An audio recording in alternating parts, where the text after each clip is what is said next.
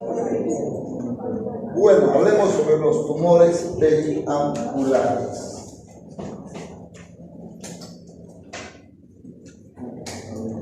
¿Se ve, no? Bueno, ya vamos a... Entonces, ¿a qué llamamos tumores periampulares? A los carcinomas que afectan la cabeza del páncreas, a 2 centímetros distales del coleno o apoya de Vater o la mucosa duodenal, pues, vecinos a la papila de Vater. Entonces, los llamamos tumores periampulares.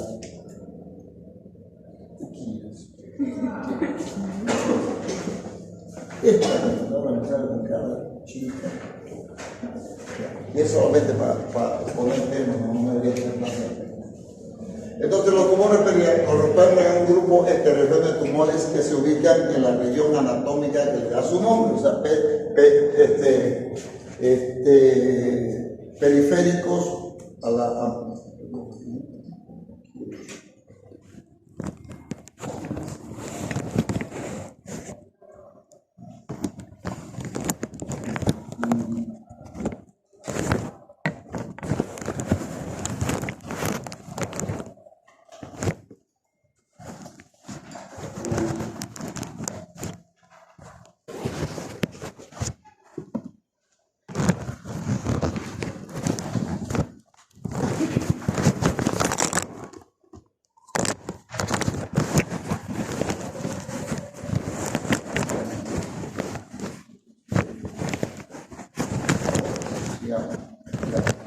Entonces, de acuerdo a su origen, pueden ser tumores de la cabeza del páncreas, de la vía biliar distal, de la papila de Vater o tumores duodenales. ¿Ya? A todo esto les denominamos tumores periampulares. Vía biliar distal, ya el conducto biliar, o sea, páncreas, ya cabeza de páncreas, vía biliar distal, la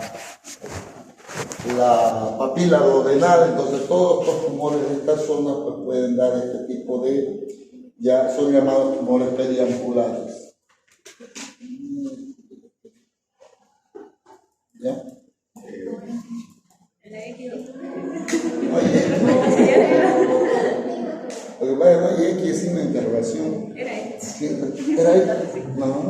¿Ya? Bueno, digamos, no se está el árbol biliar, no es como se las dibujé en práctica del dibujito que dice. Porque esta está caída acá, ¿no? Yo las hago paginitas, pero es así más o menos. La vía biliar, segunda porción del duodeno llega ahí, y bueno, y el páncreas está pues ya la desembocadura. Entonces toda esa zona vemos ya que es la zona, pero en el cáncer de páncreas es el más frecuente. Sin embargo, otras neoplasias pancreáticas como los tumores de los lotes de Langerhans, los tumores quísticos, carcinoides, metástasis, etcétera, pueden también producir este tipo de tumores periampulares. ¿Ya? Las lesiones inflamatorias, la pancreatitis, úlceras penetrantes, adenopatía regional, incluso cálculos biliares agravados pueden simular un cuadro clínico semejante a un tumor periampular y confundirlo con diagnóstico. Ver un paciente histérico así y creer que se trata de uno de estos tipos de lesiones, venir y se trate de un proceso tumoral. ¿Ya? Para todos estos tumores hay diferentes regionales, diferencias regionales marcadas y hay su incidencia y prevalencia. El 90% de los tumores periampulares son adenocarcinomas. Entonces eso hay que tomarlo en cuenta. Después vienen los tumores carcinoides, citoadenocarcinomas, ya, y los melanomas, ya que generalmente son por metástasis. Ya, entonces, entre los hallazgos de tipo histológico, vemos que el adenocarcinoma de cabeza de páncreas ocupa un 56%, seguido del adenocarcinoma de la ampolla de Vater, y de ahí los diferentes adenocarcinomas. Entonces, el de páncreas, el adenocarcinoma de páncreas es el más frecuente. O sea, de los tumores, el más frecuente es el adenocarcinoma, y de los adenocarcinomas, el más frecuente es el de cabeza de páncreas. ¿Ok? Dentro de los factores de riesgo para el cáncer de páncreas está la raza negra, algunos productos químicos, ya una dieta rica en grasa y proteínas, el tabaquismo aumentan el riesgo. Son factores que podrían afectar al riesgo, pero no son determinantes. A veces si uno hace estas cosas termina con con cáncer de páncreas. Dentro de todo esto, ya la ingesta, lo ingesta de bebidas alcohólicas puede llegar a cuadros de pancreatitis crónica y poder tener un problema de cáncer de páncreas, ¿ya? Los tumores de la vía biliar, la presencia de cálculo, la ingesta de alimentos contaminados con aflatoxinas, así como enfermedades como la colitis ulcerosa idiopática y sobre todo esta, la colangitis esclerosante, que es una de las causas principales que aumenta la frecuencia del cáncer de la vía biliar, ¿ya?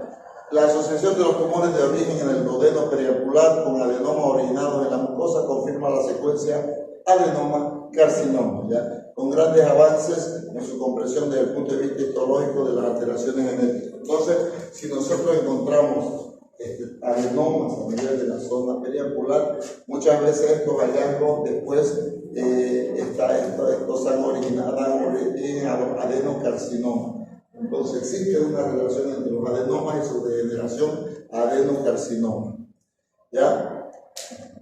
Entonces los adenomas de la ampolla de Baker se encuentran generalmente en todos los pacientes que tienen el síndrome de Gardner, y la frecuencia de carcinoma de ampolla y duodeno en pacientes con poliposis familiares de 250 veces mayor a la población general y presenta una importante causa de muerte después de la colecistectomía en estos pacientes. Entonces, todo paciente que tiene ya poliposis familiar, ya la posibilidad de tener adenomas, ya un carcinoma a nivel de la ampolla Baker es mucho más elevada, porque esta poliposis generalmente son adenomas, ya predisponen a la formación de cáncer. ¿Okay? Dentro de los síntomas dentro de los signos y síntomas, ¿ya? Ictericia coluria, ¿ya? Parte de lo que hemos visto, ¿no? Cuando hay procesos obstructivos en la porción final del duodeno, o ya va a haber una elevación pues, de la bilirrubina local molecular, ictericia coluria, ¿no? Normalmente no producen a veces oclusión de la vía biliar total, ¿ya? Por lo tanto la colia puede ser que no se presente, pero la ictericia sí nos va a producir un prurito, ¿ya? La bilirrubina cuando se acumula por debajo de la piel produce un prurito bastante. Hay una baja de peso que es signo de problemas de carcinomatosis y dolor abdominal en la zona que va a presentar el paciente, ¿ya? El 18% considerado localmente irresecable por angiografía, por tomografía. El 8% de los considerados con invasión vascular por ultrasonografía endoscópica resulta finalmente resecable en un 20%, ¿ya? Entonces, como decimos, la endoscopía no nos da siempre no son buenos los datos de una ecografía endoscópica, ¿ya? Porque ven que el 20% de esos 8 que decían que había invasión vascular son resecables, no hay tal invasión, ¿ya? Localmente, el 20% estimado localmente irresecable, dice por el cirujano con menos experiencia, son resecables en centros de expertos. ¿Ok? Entonces, como digo, del 18% al 8% que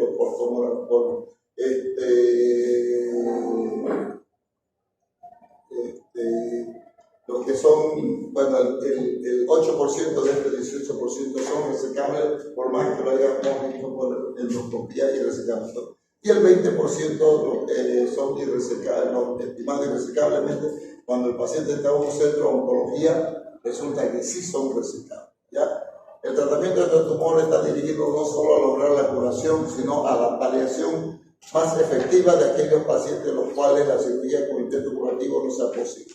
Entonces, cuando la cirugía para curar a estos pacientes no es posible, hay excelentes alternativas de cirugía paliativa que nos producen un estilo de vida adecuado durante buen tiempo, ¿ya? O sea, las cirugías paliativas son buenas, lo cual no significa que el paciente se vaya a curar, ¿ya? Entonces, la región periapicular representa desde el punto de vista anatómico una región compleja. Es muy complicada esta región. Está la cabeza del páncreas, una porción del duodeno, está la desembocadura de las vías biliares, del colédoco. Entonces resulta es una zona compleja cuando aparecen los tumores, ¿ya? Por la vecindad de las estructuras que le he dicho ahí, ¿no? Además también hay hay vasos importantes que están por detrás, como la vena cava, la aorta abdominal, etcétera, la mesentérica superior, etcétera, ¿ya? Que resultan muy complicadas en el momento de tener que hacer cualquier procedimiento quirúrgico, ¿ya? Entonces, es por todo esto, ¿no? Ok. Dentro de la manifestación, básicamente el compromiso local y menos frecuente es un compromiso a distancia. El compromiso de la vía biliar distal produce ictericia obstructiva de lenta instalación. Ya no es lo mismo que cuando se produce un cálculo, esto, ya la ictericia es rápida. Cuando se produce por estos tumores, la ictericia va aumentando de a poquito porque produce estrecheces parciales, no totales, de forma gradual, ¿ya? Pero puede llegar a ser muy intensa, se asocia a un prurito marcado que puede llegar a ser invalidante con luria sentada. Algunos pacientes pueden tener hipo o acolia.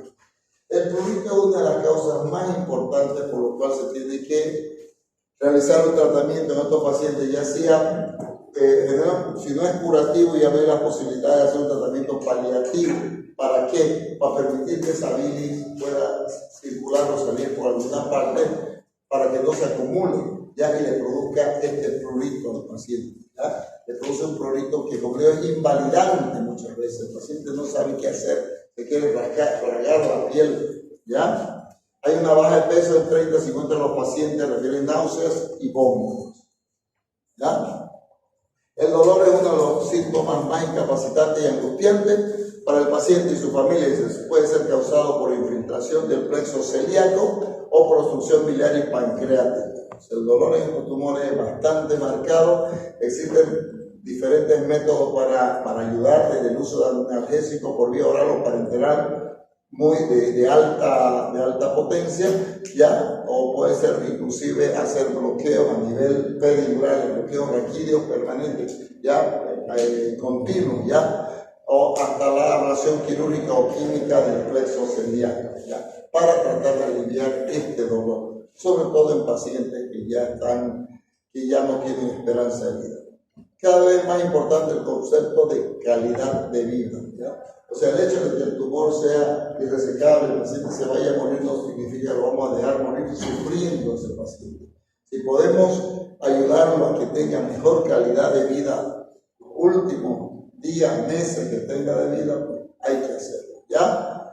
El signo de Corbusier-Terrier es cuando aparece un tumor palpable a nivel de ya el hipocondrio derecho. Cuando hay un tumor ya de cabeza de páncreas o periangular, toda esta zona empuja la vesícula hacia afuera, ¿ya? Y muchas veces lo que palpamos es la vesícula y no es el tumor, es una vesícula grande, dilatada, ¿ya? Entonces, la vesícula palpable o signo de Corbusier-Terrier es cuando probablemente haya un tumor de cabeza de páncreas, ¿okay? La ictericia obstructiva, como le dije, es muy frecuente, ya, es progresiva y muchas veces el paciente cuando tiene este tipo de tumores empieza a ir a la consulta porque está amarillo, el doctor me ha amarillado, ya, está presente el 70-90% de estos casos y produce anorexia ya marcada, ¿por qué? Porque produce náusea y asco por los alimentos, ya. Prurito, ya, que suele ser intenso, invalidante, mala absorción, desnutrición del paciente, puede producir colangitis, pero generalmente siempre hay un flujo de bilis, no hay un estancamiento total de bilis, síndrome hemorragíparo y disfunción renal, ¿ya? Por sepsis que podría presentar el paciente. La obstrucción duodenal,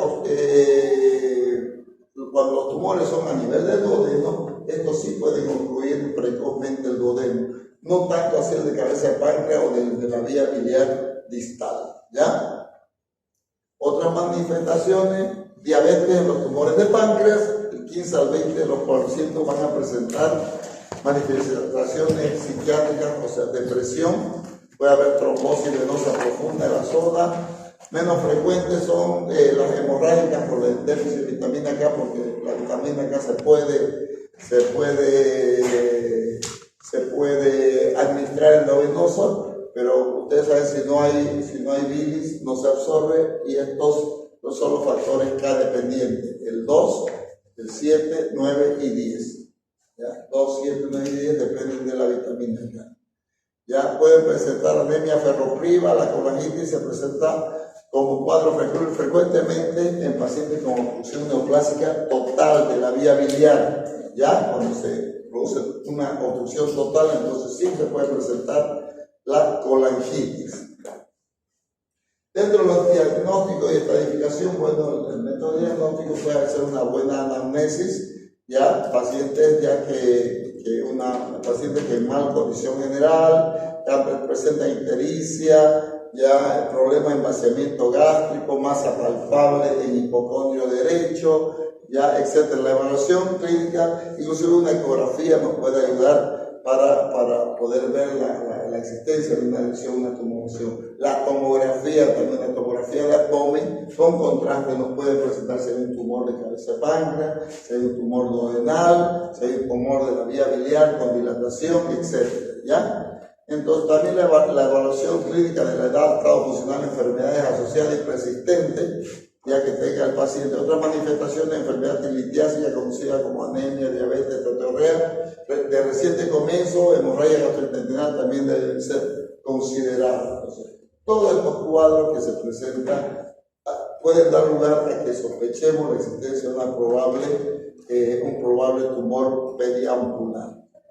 El aumento de la bilirrubina, predominio directo, fosfatasa alcalina, aumento de transaminasa, eventualmente el aumento del tiempo, trombina y las características de la vía biliar en los métodos de imagen.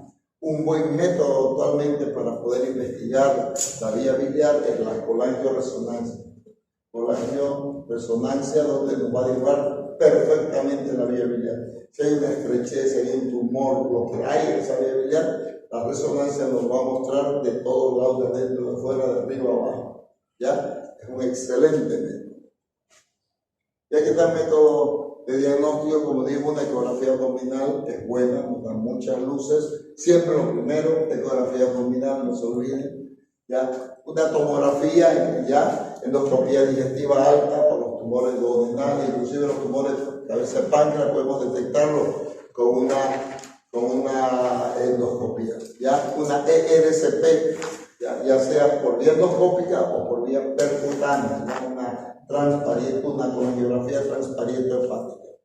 Ultrasonografía endoscópica, laparoscopía, ultrasonografía laparoscópica y lo último que le dije, ya la colangioresonancia magnética temporal. ¿Okay? Estudio medio carito, pero es muy bueno. Entonces aquí vemos ya todas las capas de la parte duodenal. Esta es una endoscopía, una ultrasonografía endoscópica, una ecografía endoscópica, ¿okay? Y vemos la capa, ¿ya? Diferentes capas y ahí vemos un crecimiento tumoral intraparenquimatoso y ocupado. ¿Ya? Aquí vemos ya una imagen tumoral del estómago, que grandote del estómago, pero vemos empezando el duodeno un aumento del espesor de la pared duodenal. Son tumores que se pueden presentar en duodeno. Aquí un tumor de cabeza de páncreas. ¿Ya? Entonces en la endoscopía entramos y esto podemos hacer una colangiografía para ver las vías biliares. ¿Ya? Ahí ven. Esa es una colangiografía. Radiografía de las vías biliares y pancreáticas. Una colangiopancreatografía. ¿Ok? Ahí está el método. Y podemos ver así, ya la vía biliar bien bonita se la ve. ¿Ya? Y aquí hay una endoscopía, ya donde vemos en la segunda porción del duodeno un crecimiento, ya un tumor periampular, ya probablemente un linfoma, ¿no? Aquí estamos canalizando la papila para poder hacer, aquí hay un tumor también a nivel de la papila, ya duodenal. Aquí hay un adenoma que probablemente esté ya generando un adenocarcinoma. Igual aquí hay un pólipo adenomatoso, ya que estos sí pueden generar a cáncer, ¿ya? Los laboratorios, pues la bilirrubina, miren los valores de la bilirrubina total de 0,1 a 1, de 0,1 a 1 hasta 1,2. La directa de 0,2 a 0,4, la indirecta de 0,6 a 0,8. ¿Ya? Estos valores no están. ¿Ya? Y aquí vemos una vía biliar, ¿ven? Una vía biliar, se saca una porción del duodeno, una vía biliar con una tumoración aquí a nivel de la papila. ¿Ok? Entonces, dentro del estudio de los tumores periampulables, Whipple y sus colaboradores describen una cirugía para este tipo de resección de tumores en 1931, ¿ya? Que es la gastroduodeno-pancreatectomía. Gastropancreatoduodeno, ¿ya? No, es la hepatogastropancreatoduodenectomía. Cortamos hepático, estómago y duodeno y páncreas, y todo ese bloque se saca, ¿ya? Es una cirugía muy complicada. Incluye la resección de la cabeza del páncreas, segunda porción del duodeno, mitad distal del estómago, puede preservar el píloro y la primera porción del duodeno, ¿ya? Y luego se tiene que cortar el colédoco, ¿no? Porque no podemos sacar sin soltar el colédoco con la segunda porción del duodeno. Entonces, prácticamente es así una gastroduodeno-pancreatectomía, ¿ya? El colédoco sí lo vamos a cortar, ¿ya? Entonces se corta páncreas, duodeno, estómago, ¿ya? Anastomosis y se hace una anastomosis o pancreato yeyunal, hepatoyeyunal, o sea, el conducto hepático, y gastroduodenal, ¿ya? Entonces, va gastroyeyunal, no es gastroduodenal. Se hace una Y de Rux, ya se la voy a mostrar, ¿ya? Ahí está la pieza extirpada, ya lo tiene cabeza de páncreas, ya tiene duodeno, ¿ya? Y la parte gástrica, ¿ya? Dentro de los resultados de esto, ya es la única cirugía que se hace para este tipo de, la cirugía de Whipple, se llama, de Whipple, ya, la gastropancreatoduodenectomía, ¿ya? Los resultados pueden influir fuertemente los resultados generales a largo plazo con respecto a la calidad de vida y sobrevida, ¿ya? Separar completamente los resultados eliminando la morbilidad y mortalidad perioperatoria del análisis final. Puede resultar engañoso al momento de ofrecer tratamiento a un paciente determinado. ¿Qué quiere decir? ¿Ya? Que esta cirugía tiene una mortalidad y morbilidad bien alta, ¿ya? ¿Ya? Peor aún si se hace en centros donde no son muy especializados en hacer este tipo de cirugía. Entonces no hay que mezclar los resultados por complicaciones perioperatorias de la misma cirugía que por los resultados de la recidiva que pueda haber del cáncer. Muchos mueren por la cirugía muy complicada, que la condición del paciente no estaba en buenas condiciones. El paciente hicieron la cirugía y no aguantó la cirugía, ¿no? Murió después de la cirugía. No ha muerto por el cáncer, ha muerto por la cirugía que se hizo, porque el cáncer le quitó todas las condiciones para poder aguantar la cirugía, ¿no? Pero los que sobreviven, esa es la verdadera mortalidad que se tiene y la esperanza de vida que se tiene que calcular. Los que sobreviven a la cirugía, no los que se mueren de la cirugía, ¿entienden? Hay que separar, si no nos daría estadística falsa. Con cáncer de páncreas mueren tantos, pero uno se ha muerto por la cirugía Whipple y otro se ha muerto por su cáncer de páncreas, ¿no? Entonces, eso hay que diferenciar. Ya, entonces, inicialmente los pacientes sometidos a esta pancreatoduodenectomía, ya con preservación del píloro, una complicación frecuente fue el retardo del vaciamiento gástrico, con frecuencia entre el 30 al 50%. Sin embargo, la optimización, la irrigación antropilora evita el daño del nervio del Atayer y minimizando las fístulas pancreáticas ha disminuido su incidencia. Una vez descartada la obstrucción mecánica mediante endoscopía radial, se basa en la descompresión gástrica, nutrición parenteral o enteral, ya, y la estadía hospitalaria entre 15 a 20 días después de esta cirugía. El paciente sometido a pancreatoduodenectomía no puede alimentarse inmediatamente. Tiene que utilizar nutrición parenteral, ya, para empezar la alimentación. ¿ya? El principal factor determinante de los resultados a largo plazo, ¿ya? De sobrevivir en pacientes con tumores perianculares depende del sitio de origen del tumor, ¿ya? El cáncer de páncreas es más frecuente y tiene peor pronóstico, ¿ya? En pacientes resecados con cáncer de páncreas, la sobrevida global alcanza cerca de un 5%, ¿ya? Contrastada a un 30 a 50% de pacientes con cáncer en la vía biliar distal, que sea en la ampolla de Bartter, vía biliar distal o en duodeno, ¿ya? Imagínense, o sea, el cáncer de páncreas es el más frecuente, pero es el que tiene peor pronóstico, ¿ya? La sobrevida es mínima en cáncer, por más que se someta a cirugía. Por ejemplo, la resecabilidad para tumores originados en la cabeza del páncreas oscila entre el 15 y 20%. ¿Ya? Solamente esa cantidad de pacientes se pueden operar si sí es operable. ¿Ya? De 10, 1 o 2 pacientes. ¿Ya? Mientras que los tumores de la ampolla de Bartter alcanzan 50 a 58% y con sobrevida entre el 21 y 56%. ¿Ya? Muy superior a lo que se reporta el cáncer de páncreas. ¿Ya? Otro factor importante es el compromiso de ganglio-tumor, ¿ya?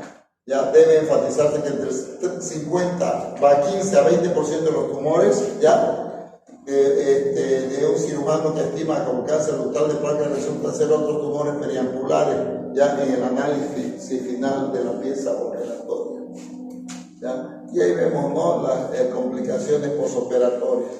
Todas esas, desde la más frecuente hasta la menos frecuente, ¿ya? Y como toda cirugía, pues la sepsis de la herida, la infección de la herida es muy frecuente, ya igual seguido de una insuficiencia que puede ser una insuficiencia cardíaca del paciente. Sangrado intraabdominal es una de las complicaciones más frecuentes, no solo de esta cirugía, sino de toda la cirugía, ¿ya? Y así van disminuyendo en porcentaje, ya las probables complicaciones. ¿Qué patologías asociadas puede haber ya a este tipo de tumores? Ya la hipertensión arterial en un 22%, diabetes, ya cardiopatía isquémica, colecistopatía litiásica, enfermedad, todas esas pueden estar en concomitancia a los tumores periampulares, esas enfermedades. La más frecuente, la hipertensión ya arterial. ¿En qué consiste la terapia paliativa?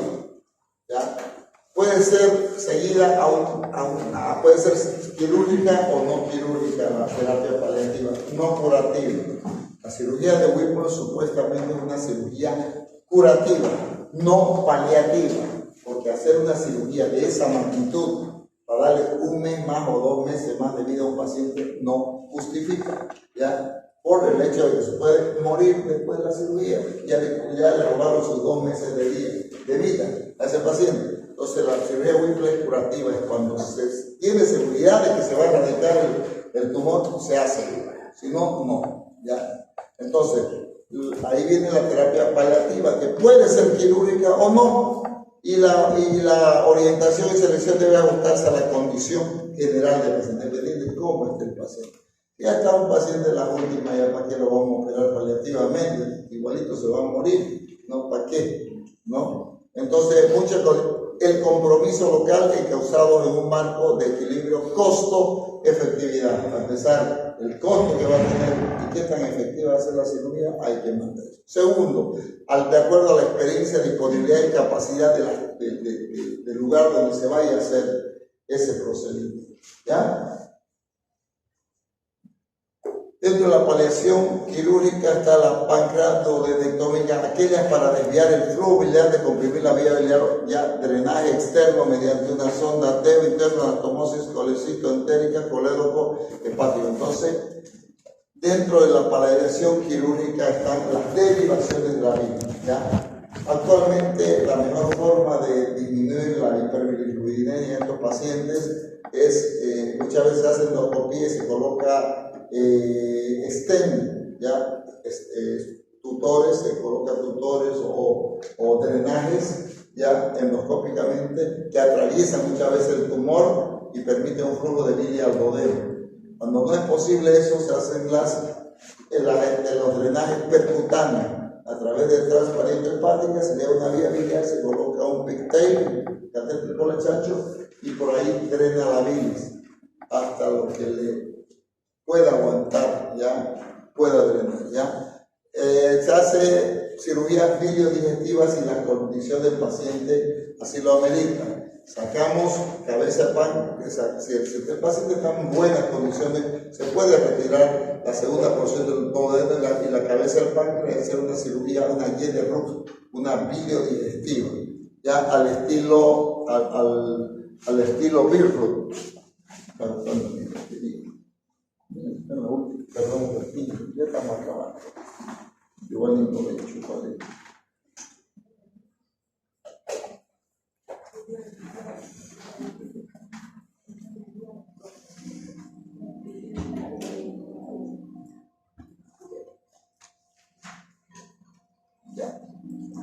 Ya, entonces, si hay buenas condiciones del paciente, ya se hace la pancreatonectomía, ya esperando dar una sobrevida a un paciente hasta más de un año puede tener sobrevida haciendo esto, pues sabiendo que la cosa va a empeorar. A veces no llegan a los 6 meses nomás también, ¿no? Entonces, eso depende, si las condiciones lo permiten, se podría hacer. Las Jede-Ruch se pueden hacer también, anastomosis en Jede-Ruch, ya para desviar la vía biliar hacia un asa intestinal.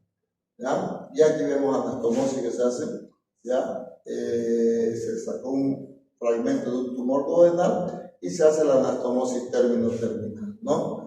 Aquí vemos otra tumoración en la cuarta porción del duodeno, ¿ya? Y la paliación endoscópica fue lo que le dije, ¿ya? Se hace la colocación de intubación endoscópica por vía biliar descrita en 1980, ya como 85-90 pacientes con obstrucción duodenal se refiere a la doble derivación quirúrgica.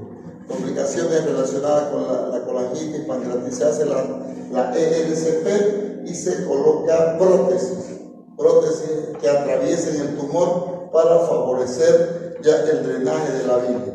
Lo que más nos interesa en este tipo de tumores es drenar la bilis, para que el paciente no la pase mal, no le empiece a rascar. El prurito es lo peor.